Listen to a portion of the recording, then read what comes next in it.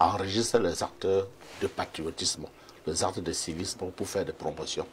Et que les mairies aussi, au-delà d'attendre les médailles du 20 mai, aussi essaient dans leur commune de faire la promotion des actes, de bons actes de civisme, de patriotisme, sans distinction de l'âge, des âges.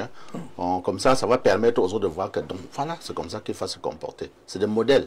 Donc il faut créer des modèles. Et ces modèles vont amener les autres à croire être civique, et être fier. Être fier. Être fier. Oh, oui, oui, le président voulait coller un mot là-dessus. Un commentaire derrière ce que M.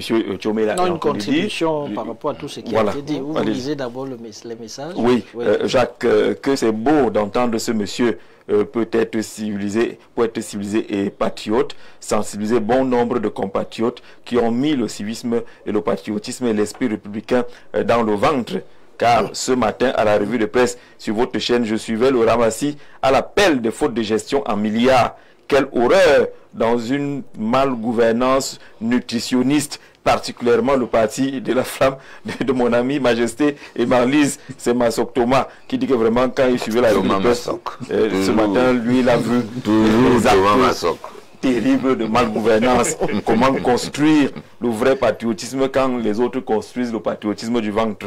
Alors, bonsoir, M. Zé, à votre panel. S'agissant du thème du jour, vraiment, civisme et patriotisme, oui, ce sont des bons sujets, mais examinons la réalité. Premier point, comment aimer son pays avec toutes les inégalités qu'il y a, surtout en matière de concours. Deuxième point, comment être civique et patriotique alors que nous n'avons les Camerounais. Nous avons les Camerounais qui vivent avec moins de 500 francs par jour. Comment être civique lorsque vous avez dans ce pays, il n'y a pas d'eau, il n'y a pas d'électricité. En d'autres termes, tout énerve. Il faut laisser la démagogie de la militante du RDPC. Ventre affamé n'a point d'oreille.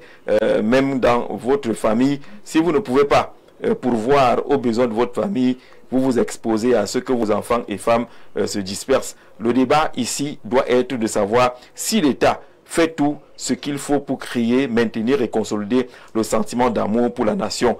On ne construit rien dans la pauvreté. La pauvreté est le terreau de tous les maux. Ouais, que vraiment... Il y a des familles pauvres où les gens sont très dignes. Hein. Oui. Oui. Il y a des familles pauvres où les gens sont dignes et respectueuses. Parce que dire que c'est la pauvreté qui justifie, non. C'est pas la pauvreté, c'est trop, c'est trop réducteur. Vendre la famille n'a point d'oreille. Non, au contraire. Vendre la famille écoute. Peut-être ce n'est pas toujours la bonne direction, mais il y a les oreilles. Voilà, bonsoir monsieur Jean-Jacques Zé, ainsi qu'à votre panel. Selon le thème qui sert le débat pour être honnête, mérite une reconstruction sans se leurrer. Le civisme et le patriotisme ont foutu le camp, provoqué par des idéaux égocentriques. Le président parle bien, mais qu'il soit direct, qu'il nous parle de reconstruction comme est édifié son argumentaire. L'honorable sur le plateau doit être parfois sincère. Il ne faut pas toujours soutenir un régime qui est en branle parce que le positionnement existe. Concernant les médailles, les amis de l'honorable vendent ses attributs. À combien? 50 000 francs? La médaille, c'est un secret de polichinelle, monsieur Ongba, depuis Yaoundé. Il paraît qu'on vend les médailles. Alors, nous, on en a besoin, hein, parce que ça a fait 20 ans de carrière, tous les jours sur les plateaux. On n'a pas de médailles. Bonsoir et bonne émission à vous. La question s'adresse à la représentante du RDPC. Bon, il y a un représentant du RDPC. Peut-on dire que les ministres qui détournent les deniers publics ne sont pas bien éduqués? Amadou Tidjani, depuis la ville de Ngaoundéré, parce que vous avez insisté sur les questions d'éducation. Ça dit que ceux qui détournent là ne sont pas du tout éduqués. Bonsoir Gigi, bonsoir le panel. Je m'excuse de prendre le thème sans avoir compris. Bon, on va se battre comme ça. En effet, le problème de patriotisme au Cameroun vient du retrait des cours de civisme dans le système éducatif du Cameroun. Le système éducatif de notre pays ne favorise pas le développement moral dans le cadre du patriotisme de notre pays. Tous les programmes de civisme ont disparu. Il faut noter que le pays est devenu un état de libertinage, car il faut être quelque chose de ce pays pour que les membres de ta famille puissent être voilà, également pris en charge. On comprend un peu le sens du message. Vous avez bien compris en fait le thème. Bonsoir. s'il vous plaît, pourquoi les coupures? Maintenant, vous posez la question. Pourquoi les coupures? Je suis Madame Kédi Françoise, je suis très concernée par le problème de construction. Le système éducatif ne participe pas à notre réelle insertion professionnelle. Effectivement, il faut que nous ayons des finances pour créer ces emplois et peut-être être plus réceptifs.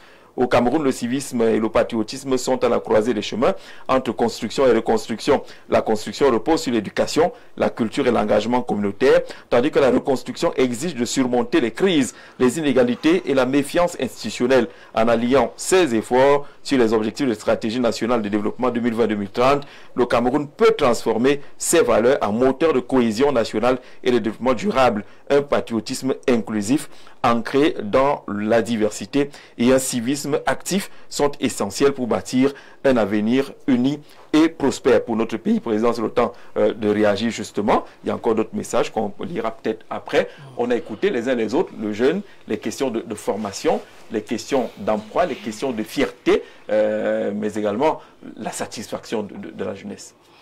Oui, tout cela est important, mais je voudrais apporter une précision avec emphase, le dire avec emphase que les questions de civisme et de patriotisme concernent tous les citoyens. Oui. C'est-à-dire que ce n'est pas une catégorie sociale, les jeunes, les vieux, les non. C'est une affaire de tous et de chacun. Et cela me permet d'envisager une trajectoire de définition du civisme pour qu'on comprenne. Le civisme, comportement respectueux des lois, des institutions et des normes sociales visant à favoriser le vivre ensemble et la participation active à la vie publique. Le patriotisme, attachement profond à la patrie, se manifestant par la fierté nationale, l'honorable l'a dit, la défense des intérêts du pays et la promotion de son unité et de sa stabilité. Vous voyez, attachement profond. Et je vais prendre un exemple. Les gens disent que c'est parce qu'on ne leur a pas donné telle chose et tout, qu'ils n'aiment pas le pays. Mais chacun aime ses parents, non? Ils nous ont pourtant pas tout donné. Ils nous ont pourtant pas tout donné. C'est la même chose avec notre patrie. C'est pourquoi c'est notre patrie. Nous devons l'aimer, la protéger, la transformer. Sauf qu'on aime, nos parents ne nous donnent pas tout et on sait qu'ils ne peuvent pas tout nous donner. Mais le jeune qui sait que je n'ai pas tout alors qu'il y a les possibilités de tout recevoir, c'est un peu différent. Il faut donc faire la différence entre le pays et l'ordre gouvernant ou l'administration. Parce que le pays vous a donné les ressources naturelles, vous a donné une belle forêt, vous a donné un beau climat pour planter toutes sortes de cultures. Voilà. Vous a donné un bassin hydrographique, etc. Le pays vous a tout donné. Maintenant, certainement ou possiblement, ceux qui gèrent ne sont pas inclinés vers le patriotisme. Et on dit bien ici que l'attachement profond se manifestant par la fierté nationale, la défense des intérêts. Ça veut dire que quand on est patriote, on est attaché à son pays, on défend les intérêts de son pays partout là où nous sommes. Moi, je suis président national des appelés de service civique, ça fait 9 ans. Je n'ai jamais eu de moyens. Vous comprenez? Ça, je le dis. Peut-être certains m'ont souvent vu en veille, ils se sont dit que c'est ça. Je le dis. Et vous le savez. Ça, on le sait. Je n'ai jamais eu de moyens, c'est-à-dire même pas un budget de 500 francs. Et vous pouvez acheter le drapeau avec quoi? Non, là, il faut reconnaître que avec la... Il y a une solidarité, puisqu'on en parlait. La solidarité entre le directeur général, l'agent du service civique, à qui je voudrais rendre hommage ici, M. Taoussi, qui est un très grand homme, qui nous a souvent toujours fourni la logistique pour nous déployer. Lui, il a compris cette nécessité, mais lui-même étant bloqué par l'absence de moyens. Derrière moi, j'étais sur ce plateau, c'est-à-dire qu'on choisit de donner les moyens aux choses futiles, qui ne servent absolument, qui sont subsidiaires, on laisse l'essentiel. Parce que si les gens travaillent dans ce pays, ne savent pas pourquoi ils travaillent, ce que ça signifie d'être Camerounais, c'est une navigation à vue. Le patriotisme, c'est ça, cette fierté de dire que je suis Camerounais. Et quand je vais dans mon service, je travaille fièrement pour faire évoluer mon pays. C'est ça le patriotisme de manière simple. Et le patriotisme, ce n'est pas une affaire de jeunes ou de vieux, c'est une affaire de tout le monde. C'est-à-dire que chacun là où il se trouve, il travaille pour faire rayonner son pays, pour défendre les intérêts de notre pays. Mais quand vous voyez les comportements des gens, vous voyez, on a cette histoire d'autoroute qui... J'étais encore tout petit comme ça, vous ne comprenez rien. Là, voilà, on peut se poser la question, si ces gens sont des patriotes, on nous coupe la lumière à tort et à travers. Ceux qui gèrent ça, est-ce qu'ils sont des patriotes? Ceux qui gèrent les poubelles là et autres, c'est vrai que même les citoyens également contribuent à ce que cela soit exacerbé, parce qu'au lieu de jeter les ordures dans le bac à ordures, lorsqu'il y en a, ils préfèrent le déposer là. D'autres viennent même faire leurs besoins là. Un jour, j'ai demandé à quelqu'un, quand vous faites ça, vous savez que c'est des êtres humains qui ramassent cette affaire. Est-ce que c'est sérieux? Le patriotisme est une affaire de tous et de chacun. Ce n'est pas une affaire du gouvernement. Parce que l'État, c'est nous tous. Si les gens ne le savent pas. L'État est à la fois le contenant, le contenu et l'ordre politique. Mais il y a les représentants visibles de l'État, tels que le chef de l'État, son gouvernement, les institutions et autres. Mais l'État, c'est nous tous. Et chacun de nous doit contribuer à travailler activement pour que notre pays se développe, pour que notre pays soit fier. Parce que le président Ahidjo avait dit, lorsqu'il demandait aux gens de soutenir le chef de l'État actuel, que le Cameroun reste ce pays digne et respecté. Le chef de l'État, et je vais chuter par là, le chef de l'État lui-même est arrivé, il a dit quoi? Rigueur et moralisation. Justice sociale et rayonnement international. Vous comprenez? Quand les gens posent des actes, c'est-à-dire, c'est pourquoi je vous ai dit la dernière fois que je suggère aux gens d'envisager la trajectoire d'homme d'État. Parce qu'un homme d'État a une vision structurelle. Quand il pose une action, c'est pour que cela ait des incidences perpétuelles. Que les gens essayent un peu d'éviter d'être des hommes politiques. Parce que des hommes politiques, en plus qu'on fait ça mal ici, il y a plus de politiques dans notre pays. Il y a des aventuriers, des imposteurs, des gens qui sont dans des petites logiques conjoncturelles du moment. Et donc, des logiques de vente. Patriotisme du ventre. Nous avons mené ces actions pour le réveil du sentiment national. Nous avons mené ces actions sans moyens et nous en sommes fiers parce que nous sommes des Camerounais et nous ne faisons pas le patriotisme pour quelqu'un. Nous faisons ça parce que c'est pour nous-mêmes et c'est pour notre bien-être. C'est votre bien-être, c'est votre pays. Alors, on parlait justement de ces financements qui accompagnent des activités qui ne nous donnent rien du tout. Petit caprice d'un footballeur ou je ne sais pas trop quoi, d'un coureur, on sort des millions. Entre-temps, pour construire le patriotisme, on vous laisse travailler. On a souvent de la peine à vous voir fonctionner. Je n'ai jamais eu de médaille. Oh, putain, ça fait 9 ans que vous dirigez cette affaire-là. Mais on a entendu, je vais poser la question à Sa Majesté et au Président tout à l'heure, l'un des messages qu'on a reçus insiste sur le système scolaire. Où l'éducation civique a disparu. C'était l'éducation civique, c'est devenu l'instruction civique et puis on n'en parle plus aujourd'hui. Pourtant, c'est là-bas qu'on vous rappelait que le Cameroun, c'est votre pays, il faut respecter le drapeau, il faut respecter les institutions. On vous rappelait ce que signifiait la devise, mais on n'a plus ça au niveau de la formation scolaire.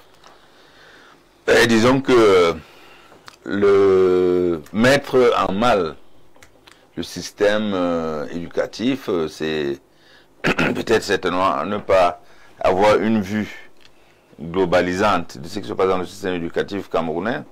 Le système éducatif camerounais est un système qui est bon. Hein. Là c'est le président des APE qui parle. Il est bon parce que les produits qui sortent de notre système éducatif, ce sont des produits bons. On a des bons mathématiciens. Parce que nous sommes les meilleurs. Donc quand vous voulez saboter... au civisme, on peut être bon médecin. Ouais. En En parlant du civisme, ce n'est que depuis quelques années que ce problème de civisme n'existe plus dans les cours. Mais c'était réduit en classe de 6e et 5e. Et puis, mais il y a quand même déjà, au jour d'aujourd'hui, il y a, n'est-ce pas, les cours de civisme. Il y a les cours de civisme, on avait enlevé ça quelque temps, mais c'est revenu. Depuis cette année, il y a les cours de civisme. Et ces cours de civisme, en réalité, lorsqu'on avait enlevé, étaient suppléés par les conseils qu'on demandait aux enseignants de donner, n'est-ce pas, à tous ceux qu'ils enseignaient. Donc, les cours de civisme... les conseils de quoi? Alors qu'il y a le livre qui était là. Le petit livre d'éducation civique était là, il y avait tout dedans. Oui, disons que, moi je ne sais pas, le civisme a toujours existé, hein. Les cours d'éducation civique ou d'instruction civique sont des cours qui ont toujours... Que son dossier n'a pas avancé. Qui ont toujours existé.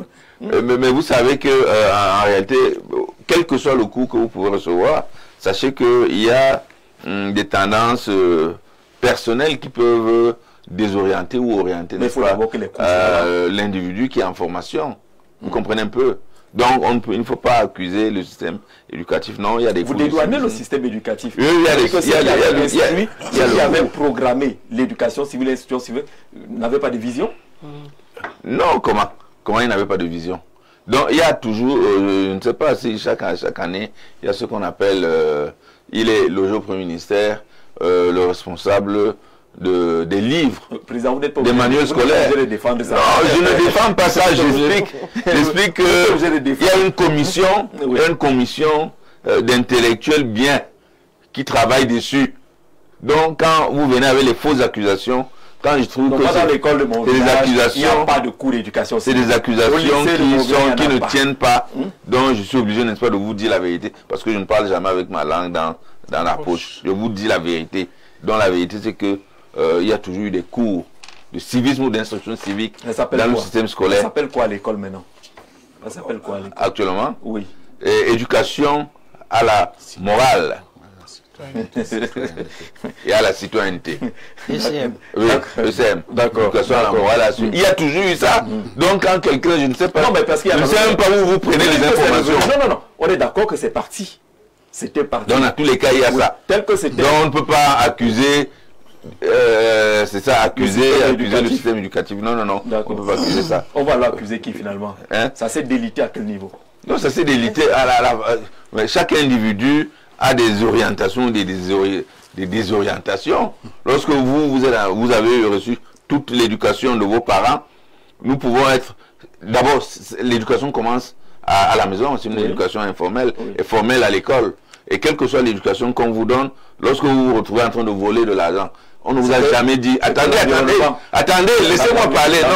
Non, quand vous provoquez une situation, laissez-moi parler. On ne vous a jamais dit. Oui. Ou du moins dans cette maison, que quand vous allez travailler, allez voler de l'argent. Les enseignants ne vous ont jamais dit que quand vous allez travailler, que vous aurez un budget, allez voler de l'argent.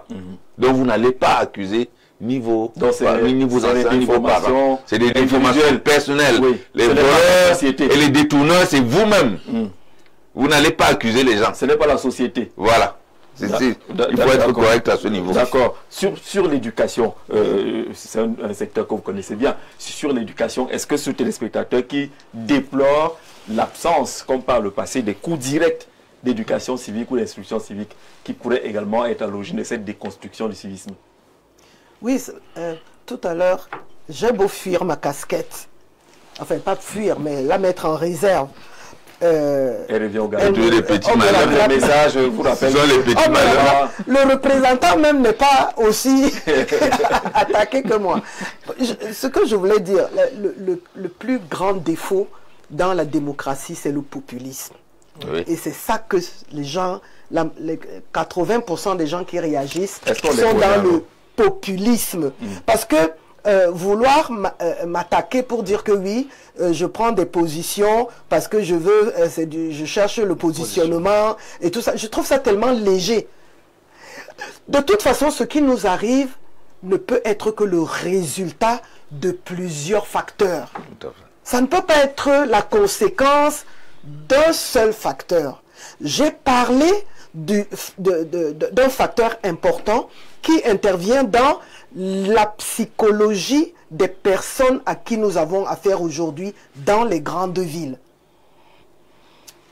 Généralement, ces enfants, qui sont nos enfants par ailleurs, ne sont pas encadrés, ne sont pas pris en main depuis la maison jusqu'à quand ils rejoignent la grande ville.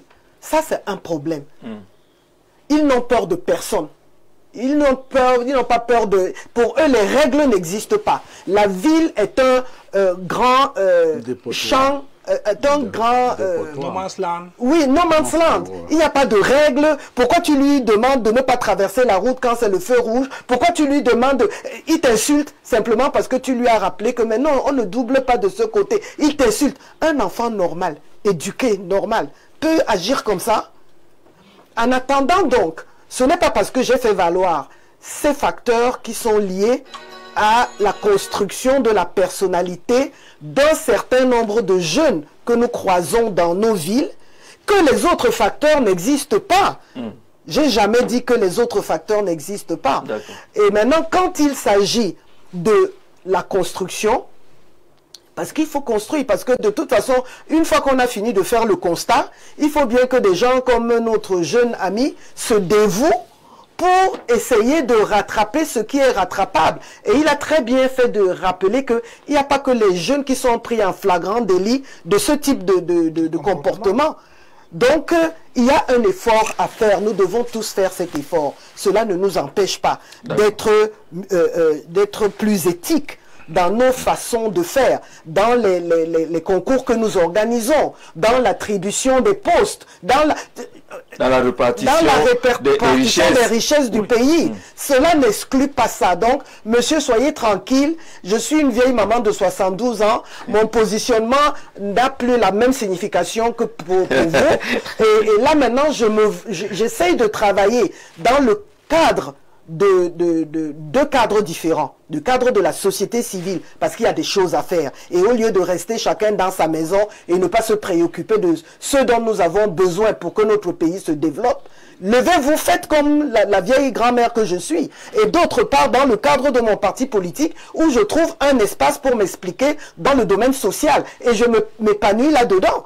Donc, soyez rassurés, j'ai eu tout ce que j'avais à avoir dans la vie, je ne suis pas aigri et je suis très contente de voir que des jeunes comme ces deux messieurs se préoccupent de savoir comment aller plus loin dans notre pays. D'accord. Bonsoir Jean-Jacques Zé et au panel. Le sujet que vous ressortez ce soir est d'une importance capitale car le civisme et le patriotisme ne peut prendre corps dans une société que lorsque les règles prédéfinies sont équitables pour tous les citoyens qui y vivent. Cependant, lorsque nous faisons un diagnostic franc du Cameroun en matière de civisme et du patriotisme, nous nous rendons en évidence qu'ils sont biaisés par les frustrations. Comme quoi, ne pas jeter les poubelles, ne pas jeter les ordures par terre. Voilà. Ça, c'est une règle équitable ou non équitable. Voilà, il parle des frustrations caractérisées par des injustices sociales et l'assujettissement du peuple par le pouvoir dominant.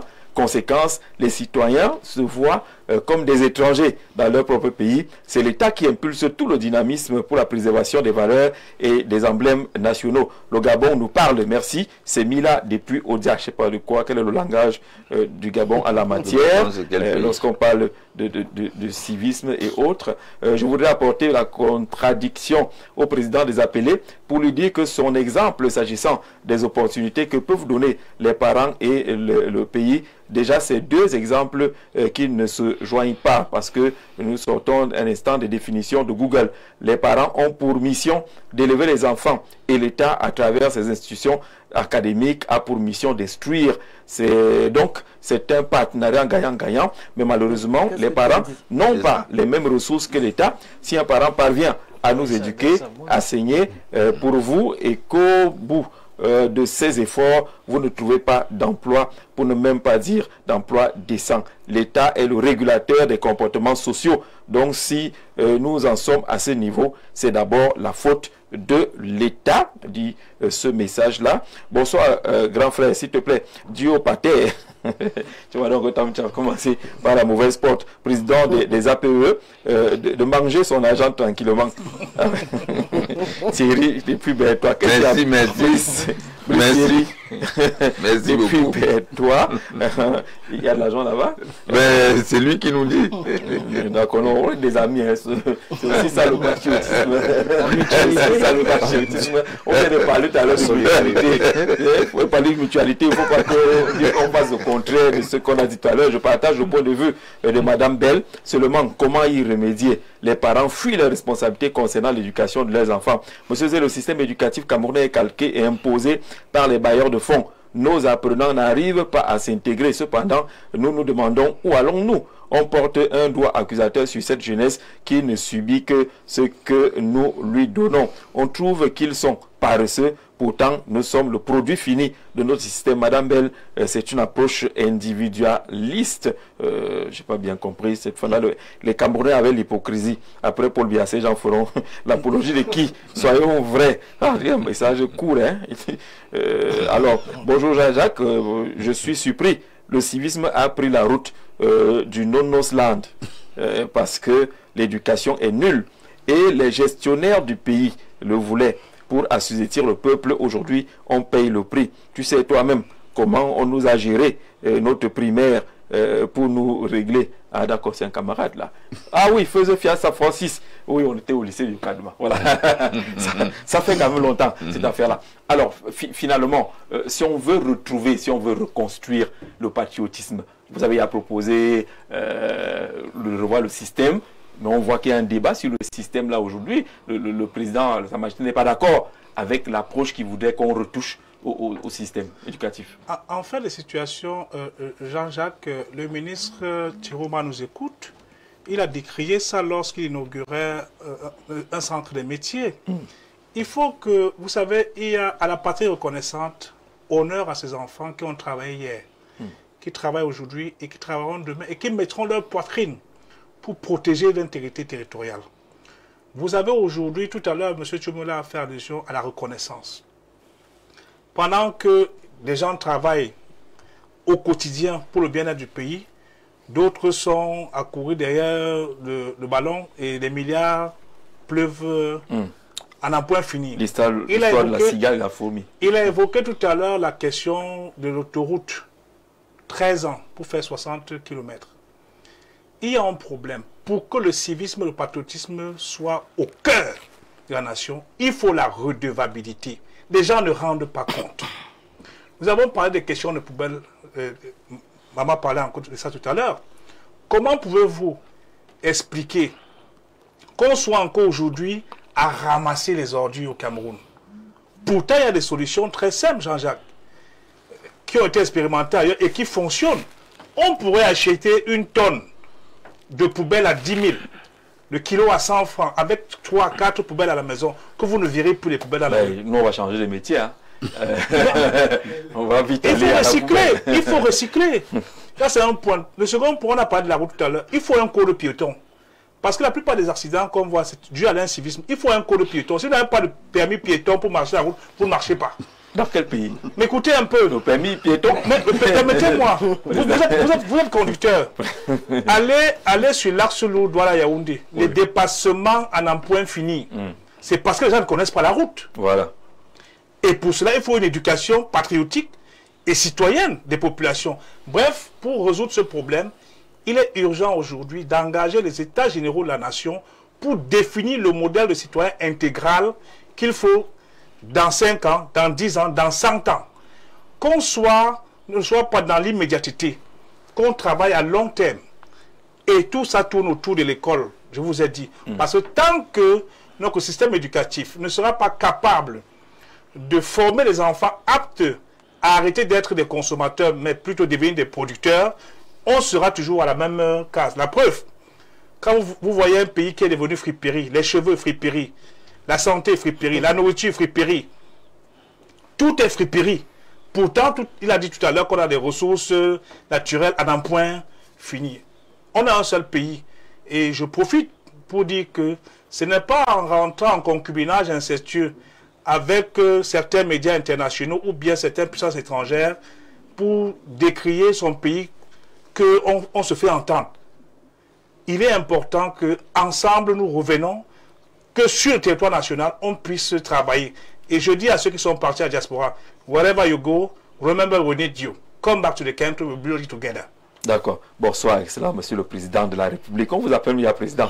J'ai le sentiment que vous êtes la synthèse des présidents de regretter mémoire Mandela en Afrique du Sud, Kadhafi en Libye. Vous voyez que votre message est en train de passer là. Hein? Finalement, des gens ont pensé à une sorte de programme choc, recommencer à la base pour que les mentalités changent. S'il y a la corruption, c'est qu'il y a des problèmes de civisme, il y a des problèmes de patriotisme. Est-ce que ce programme choc n'est pas la solution? Aller revoir à partir de la petite enfance. Parce que les gens considèrent que nous, on a les poissons fumés. Si tu veux nous redresser, là, on va seulement se casser. Est-ce que c'est là-bas qu'il faut aller? Honnêtement, je pense que l'éducation commence dès la naissance. Dès la naissance. On ne doit pas attendre à faire à partir du collège. Souvent, on nous montre des exemples des enfants chinois. Même maliens ici, hein? Chinois. Fabien, au téléphone au Mali. Ils ont des... d'abord bonjour aux voisins. Voilà. Les nôtres nous disent même moi, je pense qu'il faut vraiment reprendre cette affaire au niveau de la maternelle, au niveau de l'enfance. Au niveau de l'enfance. Apprendre à dire bonjour, bonjour monsieur, bonjour, bonsoir. Et régler un autre problème qui se pose au niveau du média, au niveau des réseaux sociaux, au niveau des télévisions. Et nouvelles, c'est tout ça. Vous avez dit que quand vous avez un enfant qui se lève du matin au soir pour regarder le ting-ting. C'est vrai. C'est ça qu'il regarde. Il n'y a rien d'éducatif. En réalité, c'est ça. Donc. Surtout que même les Simpsons sont devenus dangereux. Donc je pense que tout ça, il faut au moins, s'il y a une génération qui est mal barrée, il faut au moins protéger celle qui arrive. Il faut protéger celle qui arrive, la génération qui arrive. Monsieur le Président, on finira par vous. Au 6e anniversaire, vous allez vous projeter pour l'année qui suit, même sans moyens. On va toujours rester à la distribution des drapeaux? Non, nous avons arrêté cela. Nous avons arrêté avec cela en 2022. C'était la clôture de la phase 1. Bon, nous voyons les autres qui le font. Bon, nous ne sommes plus à cela. Nous pensons à d'autres choses, notamment au laboratoire du civisme. Et cela pratiqué dans les administrations. Et je précise encore que le civisme et le patriotisme, c'est une affaire de tous et de chacun. Et il y en a qui parlent là, qui disent des choses. Mais si vous n'aimez pas votre pays, personne d'autre ne va le construire à votre place. Les gens envient les pays des autres. C'est parce que ces gens ont été des patriotes, ils ont travaillé. Je vois les gens sont empressés, s'empressent d'aller au Canada. Mais si les Canadiens étaient des paresseux, des inciviques comme nous le sommes, et des anti-patriotes de manière verticale comme horizontale, il n'y aurait rien là-bas.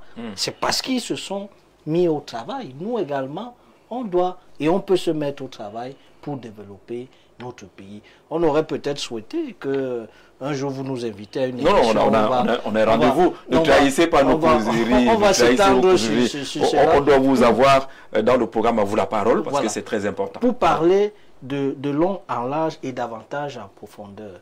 Nous nous projetons, nous allons poursuivre l'intensification de nos missions en tant qu'appelés du service civique parce que c'est un appareil idéologique de l'État et l'État met en place ces appareils idéologiques pour réveiller le sentiment national et inculquer la logique sociale et davantage l'idéologie nationale. Parce qu'il est important, c'est vrai, il faut des industries, mais que ces industries soient orientées, guidées par la pensée, par l'idéologie nationale parce que la pensée guide l'action et l'action implémente la volonté de la pensée. Merci beaucoup, Monsieur le Président. Rendez-vous très bientôt pour une émission. Là où on parlera un peu plus en profondeur. Honorable, on est très fiers de vous avoir. J'ai l'habitude de vous regarder sur une chaîne de télévision. Trouvez aussi un peu de temps pour venir ici chez nous. On se comprend. Merci, j'ai passé un bon moment. D'accord. Rendez-vous le 23, le 24 avril pour ces journées d'information sur la mutualité. C'est à l'esplanade du Musée national ici à Yaoundé. Merci à vous d'avoir regardé et d'avoir participé à la maison. Très bonne soirée. Et de bilan de santé gratuit avec le docteur Fobax. La plus jeune phytothérapeute d'Afrique noire.